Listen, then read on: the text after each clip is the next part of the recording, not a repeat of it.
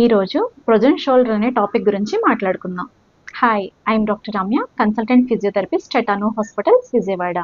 ప్రొజెన్ shoulder అనేది కామన్గా వాడే టెర్మినాలజీ పేరు ఫర్ ఎడిజో క్యాప్సులైటిస్. అదంటే ఏంటంటే షోల్డర్లో మరి కండరాలన్నీ బిగుసుకుపోతూ ఉంటాయి, అలాగే పెయిన్ ఉంటుంది, స్టిఫ్నెస్ ఉంటుంది.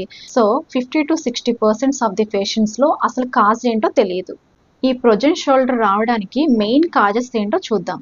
మెయిన్ది ఆథరైటిస్, అంటే రుమటైడ్ ఆథరైటిస్ లేదా ఆస్టియో ఆథరైటిస్ ఉన్న పేషెంట్స్లో ఎక్కువగా ఇది వచ్చే అవకాశం ఉంటుంది. Second one injury are surgery, అంటే భుజానికి గాయము లేదా ఆ ప్రాంతంలో సర్జరీ తర్వాత కదలికలు తగ్గిపోతే ఈ ప్రొజెన్ షోల్డర్ అనేది వస్తుంది. Third one immobility or rest period. మెయిన్గా ఏంటంటే భుజాన్ని కదపకుండా ఎక్కువ కాలం అలాగే ఉంచితే జాయింట్ అనేది టైట్గా మారిపోతుంది. ఫోర్త్ వన్ డయాబెటిస్, షుగర్ ఉన్న వారిలో ఈ సమస్య వచ్చే అవకాశం ఎక్కువగా ఉంటుంది. Fifth one thyroid disorders, hypothyroidism లేదా హైపర్ థైరాయిడిజం ఉన్న పేషెంట్స్లో ఇది ఎక్కువగా వచ్చే అవకాశం ఉంటుంది. సిక్స్త్ వన్ స్ట్రోక్ లేదా పెరాలసిస్, అంటే ఒకవైపు శరీరము పనిచేయకపోతే ఆ వైపు భుజము పనిచేయకుండా కదలకుండా ఉంచితే ఈ ప్రొజెన్ షోల్డర్ వచ్చే అవకాశం ఎక్కువగా ఉంటుంది. Seventh one over use of steroids. దీర్ఘకాలంగా స్టెరాయిడ్స్ మందులు వాడటం వల్ల కండరాలు కఠినంగా మారిపోతాయి.